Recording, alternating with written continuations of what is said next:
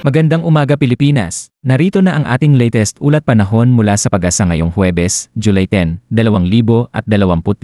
Ayon sa kanilang alas 4 ng umaga update, may isang low pressure area na patuloy na binabantayan. Huling namataan ito sa layong 540 kilometro sa hilagang silangan ng Itbayat, Batanes. Bagamat hindi ito direktang nasa loob ng Philippine Area of Responsibility, may potensyal itong makaapekto sa panahon sa hilagang bahagi ng bansa. Samantala, patuloy na umiiral ang southwest monsoon o habagat, na siyang pangunahing dahilan ng pag-ulan sa malaking bahagi ng Pilipinas. Ayon sa forecast weather conditions, makararanas ng occasional rains ang mga lugar ng Metro Manila, Batanes, Babuyan Islands, Zambales, Bataan, Cavite, Occidental Mindoro, at Antique. Ang mga pag-ulan sa mga lugar na ito ay maaaring panandalian, ngunit sapat upang magdulot ng localized flooding o landslide sa mga mabababang lugar o mga bundok na matagal nang binabasa ng ulan. Sa kabilang banda, mas malawak ang inaasahang epekto ng habagat sa mga lalawigan at rehiyon ng Ilocos Region, Cordillera Administrative Region, Negros Island Region, Zamboanga Peninsula, BRRMM, Soxargen, natitirang bahagi ng Mimaropa, at Western Visayas, Mainland Cagayan, Tarlac, Nueva Ecija, Pampanga, Bulacan, Batangas, Rizal, at Laguna. Sa mga nabanggit na lugar, asahan ang maulap na papawirin na may kasamang kalat-kalat na pag-ulan, pagkulog, at pagkidlat. Ang mga thunderstorm na ito ay maaaring magdala ng matinding ulan sa maikling panahon, kaya't mataas ang posibilidad ng pagbaha o landslide. Para naman sa nalalabing bahagi ng bansa, bahagyang maulap hanggang sa maulap ang kalangitan, na may tsansa pa rin ng mga isolated rain showers o thunderstorms, lalo na sa hapon o gabi dulot ng habagat. Sa bahagi naman ng wind and coastal water conditions, inaasahang katamtaman hanggang malakas ang hangin sa hilagang at kanlurang bahagi ng Luzon. Ang ihip ng hangin ay mula sa southwest, at ang taas ng alon sa karagatan ay mula 1.5